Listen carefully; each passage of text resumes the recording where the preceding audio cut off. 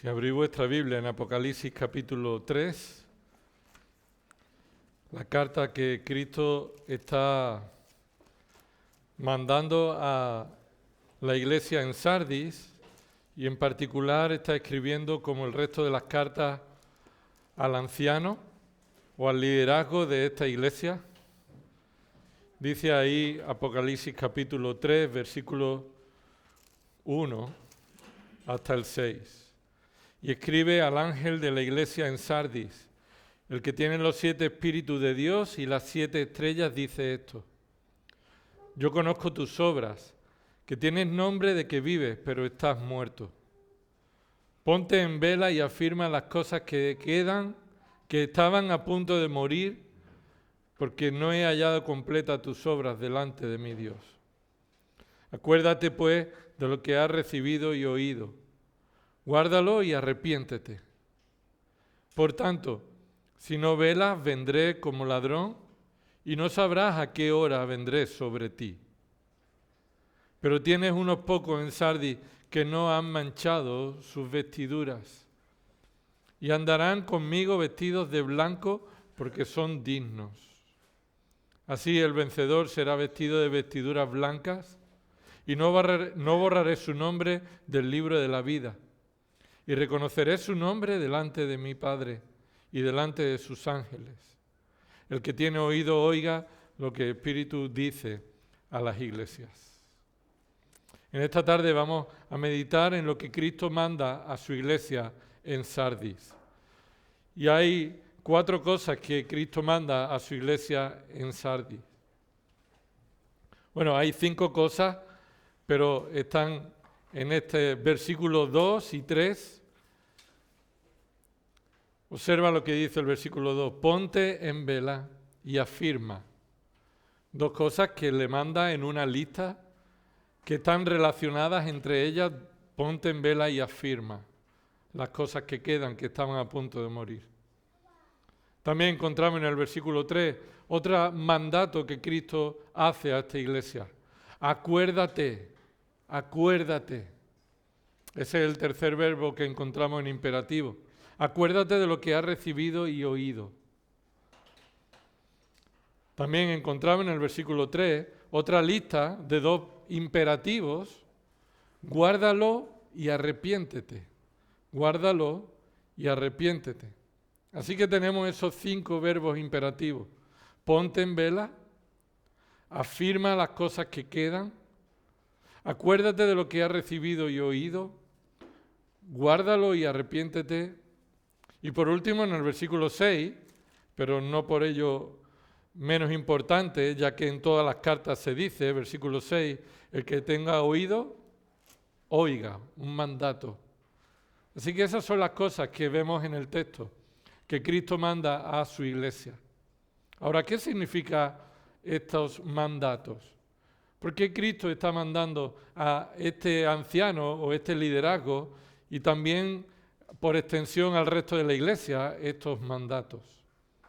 En primer lugar, lo que deberíamos de preguntarnos es lo que vimos hace varios viernes. ¿Es esta una exhortación a un creyente o a un inconverso? Es decir, ¿estos son mandatos que Cristo le da a un creyente o a un inconverso? Porque es fundamental para entender estos mandatos, el significado de los mandatos. El que recibe estos mandatos es el ángel de la iglesia en Sardis. Y como hemos visto, estos son el liderazgo, el pastor de la iglesia. Pero vimos que este pastor parece ser un creyente por sus obras. Dice en el versículo 1, yo conozco tus obras, que tienen nombre de que vive. Es decir, por sus obras ha recibido una consideración por parte de la iglesia y de los que lo han visto, de ser alguien que vive. Y este que vive no significa que vive físicamente. Evidentemente no se está refiriendo a eso, sino que vives espiritualmente, eres un creyente. Pero Cristo le dice una cosa, le cuenta la realidad. Conozco tus obras y además conozco tu naturaleza espiritual, tu condición espiritual. ¿Qué dice Jesús de él? pero estás, versículo 1, estás muerto. Y como vimos en días anteriores, lo que estamos viendo aquí es una exhortación a una persona que parece ser creyente, incluso ser el liderazgo de la iglesia, pero espiritualmente estar muerto. Las razones de esta interpretación ya se vieron, como hemos dicho, además del conocimiento perfecto que Cristo tiene del corazón del hombre, también Cristo tiene un conocimiento perfecto de no hallar completas las obras. A más de uno veríamos esas obras son de sobra obras de un creyente. Pero Cristo dice, yo no he hallado tus obras completas delante de mi Dios. Así que Cristo conoce no solamente el corazón, sino conoce que también las obras no vienen como obras perfectas delante de Dios. Y además también conoce la condición particular de este liderazgo. Es como cuando hablaba a los fariseos, ¿recordáis? Decía a los fariseos, vosotros sois sepulcros blanqueados. Por fuera estáis muy bonitos, pero por dentro estáis llenos de inmundicia. Y eso está mostrando la condición caída, todavía pecaminosa, en su delito y pecado de esas personas que parecían ser creyentes y más bien confiaban también en esas obras. Por tanto, este pastor y los que como ellos son en esta congregación y en cualquier lugar del mundo, no son realmente creyentes, aunque lo parezcan. No puede ser el caso que muchas veces se ha dicho que son creyentes mundanos o creyentes que no andan como creyentes. Creyentes que tomaron una decisión en su vida, pero que ahora están de alguna manera dormidos espiritualmente. Esto no es lo que la palabra de Dios enseña. Un creyente dormido no justifica una vida de apariencia piadosa y no pretende confiar en sus obras para aparentar lo que no es. Un creyente dormido está necesitado de abandonar el pecado. Si hay un creyente que está dormido, como vamos a ver a continuación, es un creyente que no está consciente de las realidades que en Cristo ha recibido. Pero en este pasaje está claramente diferenciado que aquellos que son creyentes en realidad está diferenciado aquellos que son creyentes de estas personas que aparentemente lo son. Así que, ¿a quién va dirigida esta exhortación? A un inconverso, que aunque lo parezca creyente, no lo es. Así que tenemos aquí 5 mandatos a los que confían en sus obras y aparentan ser creyentes, pero no lo son. 5 mandatos a personas que confían en sus obras para parecer creyentes, pero en realidad no lo son. Estos son los 5 mandatos que Cristo le da a esta persona que parece ser creyente, pero en realidad no lo es. Y Cristo manda al liderazgo que considere el Evangelio y que considere su necesidad de salvación por medio de la fe únicamente, por gracia únicamente y en la obra suficiente y redentora de Cristo únicamente. Veamos estos 5 mandatos que Cristo tiene para aquellos que parecen ser creyentes pero no lo son. En primer lugar dice, ponte en vela. Versículo 2, ponte en vela. Este es un imperativo, el verbo imperativo no es en vela. En vela es la forma. El verbo imperativo es ponte, ponte. Y ese verbo en el original significa convertirse, llegar a ser. No indica que sea de una forma concreta, pero que debe de actuar conforme a esa forma de ser. No está diciendo, tú si eres creyente, entonces ponte como un creyente, no. En este contexto está diciendo, tú debes de llegar a ser como debe ser, no aparentarlo. Ponte se traduce 645 veces en el Nuevo Testamento. Así que vamos a empezar uno por uno. Pero muchas de los versículos y la forma en la que se traduce este verbo son diferentes, pero el sentido es que sucede algo como resultado de una realidad interna. Lo que está diciendo este mandato indica que tal persona está en una situación completamente contraria al mandato. Es decir, él es llamado a comenzar algo que nunca ha sucedido en su corazón, a considerar que él ni siquiera ha comenzado la experiencia de la salvación en su vida. Y Cristo le dice, ponte en vela, porque esta es la realidad contraria. Él no está en vela, él no está al tanto. Él está descuidando su situación y está confiando en sus obras, porque los demás le ven que son obras suficientes. Y Cristo le dice a tal persona que confía en sus obras, cuidado, ponte en vela, atiende un momento. Esto de ponerte en vela es un estado característico de alguien que está despierto o vigilando, con sus sentidos puestos en lo que sucede, consciente de su situación, de su condición. Ahora, esta situación de ponerse en vela sí aparece 22 veces en el Nuevo Testamento y no vamos a verlo todo, pero sí podemos resumirlo en varias formas en las que significa este verbo. Primero, ponte en vela, se utiliza como un llamamiento a los inconversos.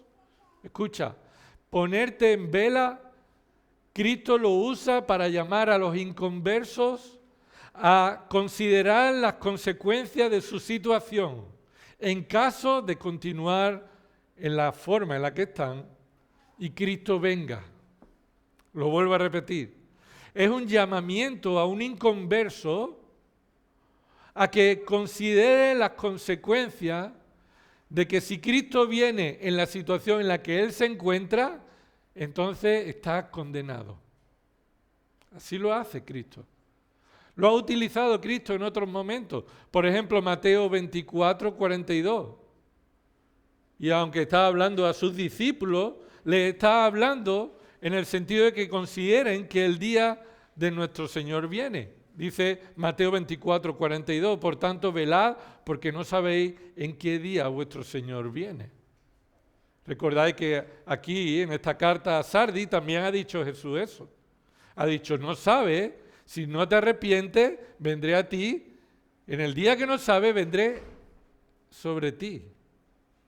Ya veremos qué significa ese vendré sobre ti. En Mateo 25, 13, Jesús le dice, velad pues, porque no sabéis ni el día ni la hora. Y en ese contexto, Jesús se dirige a sus discípulos ante la realidad de un examen real de su condición espiritual. Sus discípulos venían a Jesús y Jesús confrontaba a los discípulos diciéndole, no es suficiente que confiéis en que sois discípulos míos para saber que sois salvos. Aún un discípulo mío puede ser un discípulo, pero un inconverso. ¿Hubo alguien así o no? Que era un discípulo de Jesús, pero no era salvo. Hubo muchos, pero hay uno destacado, ¿verdad? Y aún Cristo lo escogió a él para que cumplieran los propósitos que Dios había determinado. Así que por el hecho de ser discípulo, muchos confiaban que ya era suficiente. Y Jesús le dice, velad, porque si el Señor viene y os encontráis con vuestras lámparas sin aceite, sabéis que os quedáis fuera. Que si el Señor viene y no os encuentra como un siervo fiel, sabéis que os quedáis fuera. Y vuestro destino, claramente en el contexto, Jesús está diciendo, seréis echados fuera al fuego. Así, ¿a quién le dice Jesús, velad? Poneros en vela. Se lo dice a personas creyentes e inconversos, para que consideren su situación. En segundo lugar, este mandato, poner en vela, se utiliza para los creyentes. Para los creyentes, para que sean animados a esforzarse en depender del Señor. Este es el segundo tipo, o el segundo uso que este mandato tiene. Un llamado a los creyentes para animarlos a esforzarse en su dependencia del Espíritu Santo para vivir conforme a la voluntad de Dios. Un llamado a los creyentes para ser animados a esforzarse en su dependencia del Espíritu Santo para vivir conforme a la voluntad de Dios. Lo podéis ver en Mateo 26, versículo 38, Jesús entonces les dijo: mi alma está muy afligida hasta el punto de la muerte, quedaos aquí y velad conmigo. ¿A quién se lo dice? Bueno, a 3 de sus discípulos que Jesús tomó para ir al huerto a orar antes de ser apresado. Y se lo dijo 3 veces a esos discípulos. Con toda claridad, esos son discípulos creyentes. Y además son discípulos que deben reconocer que se encuentran en una situación de dependencia del Espíritu Santo. Si no, no podrán hacer la voluntad de Dios. Lo vemos también en Hechos de los Apóstoles, capítulo 20, versículo 28. Tened cuidado de vosotros y de toda la grey en medio de la cual el Espíritu Santo os ha hecho obispos para pastorear la iglesia de Dios, el cual Él compró con su propia sangre.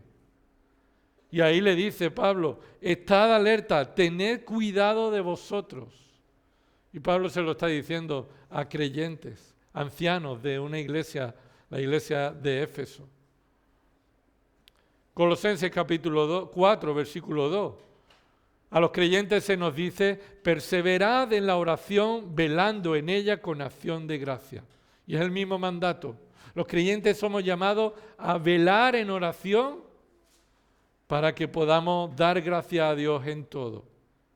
Es decir, perseverar en oración solo es posible después de haber sido salvado y un fruto espiritual que el creyente está capacitado por el Espíritu Santo para poder cumplirlo en medio de la oración de gratitud. Observa Colosenses 4:2, que dice: perseverad en oración, velando en ella con acción de gracias. Así que lo que está diciendo es que nuestra oración debe ser dirigida como una oración no de queja, sino una oración de acción de gracias. Escúchame, hermano, no tenemos derecho a quejarnos. No tenemos derecho a quejarnos. Y eso es lo que Pablo está diciendo aquí. Perseverad en la oración, velando, vigilando, que lo hagáis con acción de gracia, porque no tenéis derecho a quejaros. Ni aun cuando nos han hecho algo, y ni aun cuando tú llevas razón, ninguno de los creyentes tenemos derecho a quejarnos. No podemos quejarnos. Y esa es la forma en la que se nos llama a orar. Orar poniendo la atención en que nuestra oración esté dirigida a la acción de gracias. ¿Tú das gracias a Dios solamente por lo que te alegra, que es bueno? ¿O das gracias a Dios también por lo malo? Así que prestad atención, este imperativo se utiliza también para los creyentes. Y en tercer lugar, este imperativo es una forma de expresar, es un eufemismo, una manera diferente de expresar la muerte. La muerte. Versículo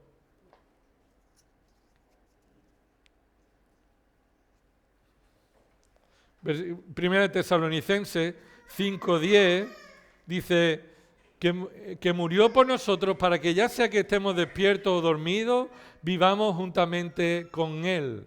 Y ese despierto o dormido, es decir, vivos o muertos físicamente, son aquellos que estamos unidos a Cristo, y eso es ponerse alerta, eso es estar despiertos. Así que Cristo le dice al inconverso aquí, al pastor que se cree que es creyente por sus obras, pero no lo es: despierta, vive, porque estás muerto. Tú necesitas nacer de nuevo. ¿Recordáis cómo se le dijo a Nicodemo? Jesús le dijo a Nicodemo: te es necesario nacer de nuevo. Y esta es una forma en la que Jesús está diciendo lo mismo en Apocalipsis 3, versículo 2. Ponte en vela, tienes que vivir. Pon atención a lo que cómo es tu vida espiritual. Y no debemos caer en el error de pensar que solo los creyentes se les llama a estar alerta y velando, también a los inconversos. También a los inconversos se les llama a estar velando. Los inconversos que conocen, han escuchado el Evangelio, que parecen que dan fruto, hablan como un creyente, pero no lo son. Jesús les dice, la palabra de Dios les dice, nos dice, poneros en vela. Otra cosa es quién responde a ese mandato. Solo los creyentes responden a ese mandato. En segundo lugar, el segundo imperativo es afirma. Observa ahí Apocalipsis 3:2. Ponte en vela y afirma. Y eso es un mandato inseparable del otro. Es una lista, ¿verdad?, de dos mandatos. Esa conjunción y nos muestra una lista de dos mandatos inseparables, insustituibles. Una cosa nos lleva a la otra. ¿Qué significa afirma? ¿Qué le está diciendo Cristo a este pastor que no es creyente? Este mandato significa establece, establecer. Y en un sentido figurado, en Lucas 9:51 dice que Jesús afirmó su rostro para ir a Jerusalén. Esto es un sentido figurado por lo que estaba expresando que se puso de cara a Jerusalén, fijo en Jerusalén, se estableció con ese propósito y no miró a otro lado, sino que se propuso con determinación, afirmó su rostro para ir a enfrentar los sufrimientos. Pero afirmar también se usa, y sobre todo se usa, para mostrar la obra de Cristo en los creyentes. Puedes tomar nota de algunos pasajes donde ahí se enseña. Primera de Tesalonicenses 3:13. Dice, a fin de que Él, Cristo, afirme vuestros corazones irreprensibles en santidad delante de nuestro Dios y Padre, en la venida de nuestro Señor Jesús con todos sus santos. Aquí en 1 Tesalonicenses 3:13, Pablo expresa un deseo en una oración a Dios a favor de sus hermanos en Tesalónica, para que Cristo los haga crecer, los haga abundar en amor, con el propósito de que Cristo afirme sus corazones. Y los afirme irreprensibles en santidad, es decir, los establezca en una situación de un proceso santificador. Y esta es la necesidad de cada persona, que solo es efectivo para aquellos que Cristo está obrando. Primera de Pedro, capítulo 5, versículo 10, dice, y después de que hayáis sufrido un poco de tiempo, el Dios de toda gracia que os llamó a su gloria eterna en Cristo, Él mismo os perfeccionará, afirmará, fortalecerá y establecerá. Y ahí está en un contexto de prueba, de un creyente genuino, y que en medio de la prueba, después de que hayáis sufrido un poco de tiempo en el control del Señor, esa prueba, Él mismo os perfeccionará, afirmará. Es decir, establecerá por todas, con esas 4 acciones, una realidad asegurada para el verdadero creyente. Pero esta no es la condición del pastor de Sardis. El pastor de Sardis parece estar estable, pero no está afirmado. No ha sido establecido en la gracia y en la salvación que solo en Cristo hay. Somos llamados a fortalecernos unos a otros, a los creyentes. Somos llamados a responder con fortaleza en dependencia de la gracia. Pero la pregunta aquí que surge es, ¿qué debe afirmar el liderazgo? Acompáñeme a 2 de Pedro, capítulo 1, un momento. 2 de Pedro, capítulo 1, versículo 12. Mira lo que dice ahí sobre la obra de Dios, cómo debemos fortalecernos unos a otros. Por tanto, siempre estaré listo para recordaros estas cosas, aunque vosotros ya las sabéis y habéis sido confirmados en la verdad que está presente en vosotros. Observa que Pedro les muestra que los verdaderos creyentes no solo saben la sana doctrina, Observa que dice ahí, por tanto siempre estaré listo para recordaros estas cosas. Y ahí en ese contexto se refiere a las cosas que en Cristo hemos recibido. Aunque vosotros ya las sabéis, pero dice no solamente las sabéis, que dice también, y habéis sido confirmados en la verdad. Así que una cosa es saber la sana doctrina, otra cosa es ser afirmado en la sana doctrina. Ser confirmado. Y hemos leído, y hay muchos pasajes, que es la obra de Dios Trino en Cristo Jesús, afirmando a un pecador, trasladándolo de la muerte a la vida de una manera firme, asegurada. Pero este anciano, este pastor y muchos creyentes en esta iglesia de Sardis conocían la sana doctrina, pero no habían sido afirmados en la sana doctrina. Su vida no estaba construida en la roca. Conocían la roca, pero ellos construían sobre la arena. Habían escuchado de la roca, pero ellos construyeron su edificio en la arena. ¿Qué debe afirmar el liderazgo? Dice ahí el versículo 2, ponte en vela y afirma las cosas que quedan, que estaban a punto de morir. Y esta es una declaración difícil. El liderazgo y aquellos que han escuchado el Evangelio, se les llama a responder como deben responder, estableciéndose en la roca firme y segura, respondiendo con arrepentimiento y fe al verdadero Evangelio, por medio de la regeneración del Espíritu Santo. ¿Qué debe afirmar esta persona que cree que ya está firme en sus obras? Observa, las cosas que quedan. Las cosas que quedan. ¿Qué significa las cosas que quedan? Según el contexto, se refiere a las cosas esenciales que solo como fruto de la salvación están presentes en un hombre o en una mujer, en una persona. Lo que está diciendo, establécete en las cosas que quedan, que restan, que te faltan. Date cuenta de lo que está diciendo Cristo. No tienes suficiente con las obras que estás haciendo. Las he visto, las he hallado incompletas. ¿Por qué? Porque no vienen de haberte establecido en la dependencia de Cristo. Todavía estás confiado en tus obras. Así que estas son las cosas restantes, las cosas que faltan. Son como aquellos que cayó la semilla en un terreno con piedra y ¿qué hizo? ¿Dio fruto esa semilla? Bueno, creció una planta, pero esa planta no dio fruto, no fue suficiente. O los que cayó en los espinos, ¿creció esa planta? Sí, pero no dio fruto.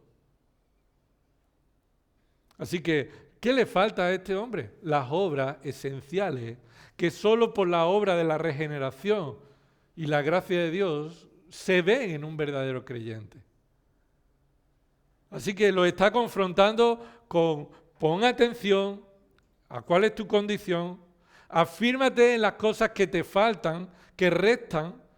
Continúa esa frase expandiendo eso y ampliando el significado cuando dice que estaban a punto de morir. Dice el versículo 2, afirma las cosas que quedan, que estaban a punto de morir. Y esta sería quizás la frase más complicada de interpretar. La dificultad reside en decidir o definir o entender que estaba a punto de morir. ¿Qué significa que estaban a punto de morir? ¿Este no está muerto ya? Es decir, ¿estaba a punto de morir espiritualmente este hombre?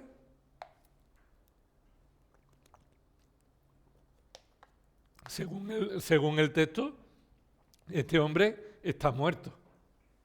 No está a punto de morir, este hombre está muerto. Lo ha dicho el versículo anterior. Pero estás muerto y Cristo no se equivoca en el diagnóstico. Entonces, ¿estaba a punto de morir las obras que debía afirmar? ¿Estaba a punto de morir esas obras? Según el contexto, estas obras ni siquiera estaban en él. Entonces no estaba a punto de morir por faltarle esas obras, o que esas obras estaban menguando y fue salvo, pero empezó a menguar las obras y está a punto de perder la salvación. Eso no lo enseña nunca la Biblia. La Biblia enseña que aquel que ha sido salvado lo ha sido por la gracia desmerecida de Dios.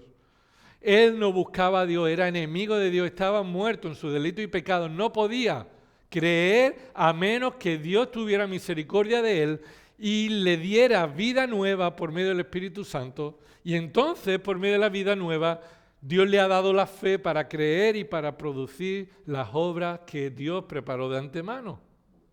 Y entonces las obras son muestras de una vida salvada por la gracia, no por obras. Pero entonces nunca podemos pensar que nuestra eternidad está en peligro cuando nuestras obras empiezan a menguar. Lo que significaría que entonces somos salvos por la gracia, pero mantenemos nuestra salvación por obras. Y eso no lo enseña nunca la Escritura. Si no, sería gloria nuestra cuando lleguemos al cielo y digamos, Señor, tú me salvaste, pero yo he llegado aquí vivo porque tuve lo que hay que tener para hacer las obras, mantenerme. No, eso no. No por obra, dice Efesios 2:8, para que nadie se gloríe fuera de Dios, que es el único que merece la gloria. Entonces, ¿es que este hombre estaba menguando en esas obras, estaba a punto de morir espiritualmente, perder la salvación? No, porque la salvación de un verdadero creyente está asegurada por la Trinidad, por el Padre que lo escogió y comenzó la obra y la terminará, por el Hijo que compró su deuda y lo ha unido a Él y nadie lo separará del amor de Cristo. Y por el Espíritu Santo, que es el sello, la arra, la garantía de que es posesión y propiedad de Dios. Entonces, ¿qué significa esto de que está a punto de morir? Según el contexto, escucha, este mandato de establecer lo que falta se relaciona con su situación que está a punto de sufrir. En el caso de que no rectifique, ya que las obras del presente no eran suficientes para la salvación. Así que son incompletas delante de Dios, no son aprobadas delante de Dios, no están descansando no están descansando en la obra de Cristo, ni provienen de la obra sobrenatural del Espíritu Santo. Si viene Cristo en esta situación en la que te encuentras, esta situación te va a llevar a la muerte, te vas a quedar en la situación en la que estás, a punto de morir. Puede verse una situación paralela en la Odisea, la siguiente iglesia no, la otra, a partir del versículo 14, cuando dice el versículo 16, así pues, puesto que eres tibio y no frío ni caliente, te vomitaré de mi boca. Es decir, ponte a prueba y establece las obras que están por delante y que están a punto de morir, porque esa es tu condición. Si Cristo viene, estarás muerto eternamente. En tercer lugar, y ya aligeramos que estamos en el tiempo, acuérdate. ¿Qué significa acuérdate? Bueno, este es un mandato parecido a Apocalipsis capítulo 2, versículo 5, como a la iglesia de Éfeso le dice que ha olvidado la gracia salvadora en Cristo y ahora está haciendo las obras por su amor, por amor propio y no por amor prioritario a Dios. Has abandonado, Apocalipsis 2, 5, dice, recuerda, por tanto, de dónde has caído y arrepiéntete. No has caído de la gracia, sino has caído de tu dependencia de la gracia. Arrepiéntete. Pero le dice, recuerda. Y es el mismo mandato que este liderazgo o personas que confían en sus obras, en su trasfondo, en sus méritos para creer que son salvos, son llamados por Cristo Jesús a que recuerden algo. Y es que solamente la salvación se encuentra por la obra de Cristo. No hay salvación en el hombre que pueda darle la seguridad, ni siquiera la realidad, la esperanza verdadera de que es salvo, a no ser que se acuerde de su bancarrota, a no ser que se acuerde de su ofensa a Dios, a no ser que se acuerde de la justicia de Dios, a no ser que se acuerde de lo que merece eternamente por sus pecados, a no ser que se acuerde que solo Cristo es el Salvador. A no ser que se acuerde que hay un solo Dios, un solo mediador entre Dios y los hombres, Jesucristo, hombre, que vivió una vida perfecta, murió y resucitó. Acuérdate de qué, le dice Cristo a este anciano que parece ser creyente pero no lo es. Acuérdate del Evangelio. Acuérdate. Recuerda el Evangelio. Porque dice ahí, observa, versículo 3, acuérdate pues de lo que has recibido y oído. Y ese ha recibido y oído está significando a que éste ha escuchado el Evangelio. Y ha recibido el Evangelio. No se le ha aplicado, sino que él lo ha escuchado. Él ha estado cerca de él. Incluso él ha podido hablar del Evangelio. Pero él no ha sido transformado por el Evangelio. Y lo que le dice es, recuerda el Evangelio. Recuerda el Evangelio. A partir del versículo 3 dice, acuérdate pues. Es decir, vigila y afirma las cosas que son esenciales para la salvación. Esto es, no tus obras, sino las obras de Cristo. Y por tanto, entonces acuérdate del Evangelio, porque es el poder de Dios para la salvación. A partir de escuchar el Evangelio, recordar el Evangelio, hay dos cosas más que termina diciéndole. ¿Cómo termina? Llamando como a todos los inconversos se les llama. Guárdalo. Míralo, versículo 3.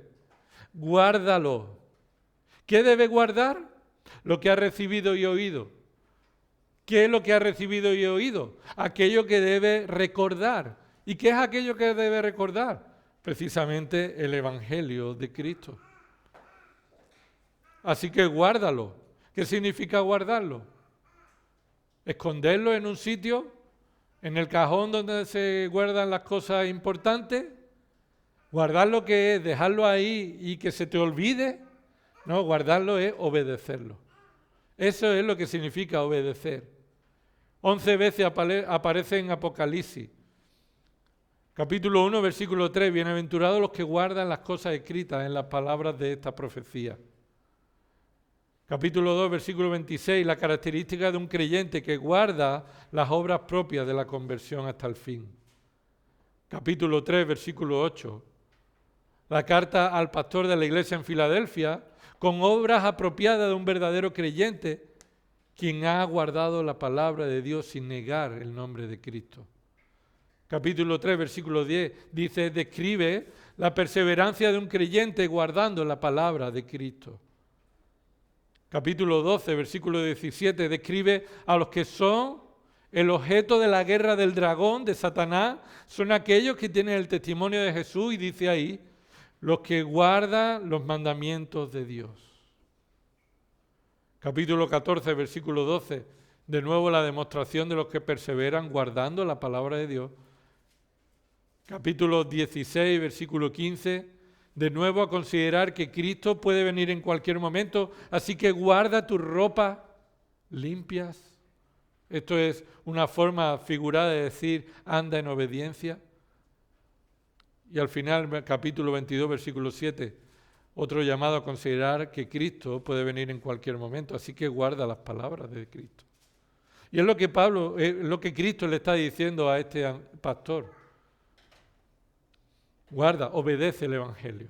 Obedece el Evangelio. Y la pregunta sería, ¿cómo se obedece el Evangelio? ¿Qué dice al final? ¿Cuál es el último mandato que tiene ahí? Arrepiéntete. Y esta es la característica de un verdadero creyente, que comienza su salvación arrepintiéndose de sus pecados. Implica reconocer mi pecado delante de Dios. Implica mi ofensa a Dios. Implica reconocer que Dios es justo cuando me juzga. Implica reconocer que solo Cristo hay salvación. Así que arrepiéntete de lo que se le pide al final. Después de haberle llamado a considerar todas estas cosas de su condición espiritual que lo demuestra que está muerto, al final termina diciéndole arrepiéntete. Y es que Dios manda solo a los inconversos que se arrepientan, ¿no? Dios manda a los pecadores que se arrepientan, y los pecadores que se arrepienten verdaderamente son aquellos que han sido salvados por gracia y se caracterizan porque viven en arrepentimiento, viven en un continuo arrepentimiento. ¿Cómo oramos al Señor? Señor, te adoramos por esta exhortación, porque la necesitamos. Necesitamos esta exhortación. Puede que todavía estés confiado en tus obras y creas que eres salvo. O puede que hayas olvidado la salvación que Dios te ha dado y te acomodes a una vida de pecado. Señor, te adoramos por tu exhortación, porque nos confrontas con tu buena noticia, con el Evangelio de Cristo, con la bendición de la gracia divina. En segundo lugar, confiesa. Confiesa y abandona tu pecado. Confiesa tu pecado y abandona tu pecado. No vale solamente confesar tu pecado si vas a continuar en ese pecado. En tercer lugar, agradece a Dios su gracia en nosotros. En cada área de nuestra vida agradece y recuerda el Evangelio. Si estás estudiando, si estás trabajando, si estás haciendo la comida, si estás con una discusión con tu marido, tu esposa, con tus hijos, si cosas que no te agradan suceden, recuerda el Evangelio. No tenemos derecho a quejarnos. Y por último, pide al Señor que te ayude, porque no podemos dar frutos por nosotros mismos. Reconócelo. Esfuérzate por dejar de pretender hacerlo por ti mismo. Esfuérzate por estar parado y pedirle dependencia al Señor. Esfuérzate por reconocer que no es por tu fuerza ni por tus caballos, como se dice en el Antiguo Testamento, sino por el Espíritu de Dios. Y el Espíritu de Dios se manifiesta no como hemos leído en otros textos, con personas que hablan un idioma que no aprendieron, hablando en idiomas o en lenguas que no aprendieron, con sanidades y con todo tipo de manifestaciones de jolgorio. El Espíritu Santo se manifiesta transformando y capacitando a pecadores para vivir conforme a la voluntad de Dios, obrando en la vida de personas para que sean como Cristo. Vamos a orar. Señor, si es tu voluntad, Padre, que tu palabra haya sido predicada, Señor, y rogamos que haya sido en fidelidad a lo que tú has expresado en ella. Te rogamos, Señor, que tu Espíritu Santo obre en nuestros corazones para traer convencimiento de pecado, para despertarnos, Señor, para traer salvación a los pecadores y para traer también convicción de dependencia a los creyentes. A ti sea la gloria en el nombre de Cristo. Amén.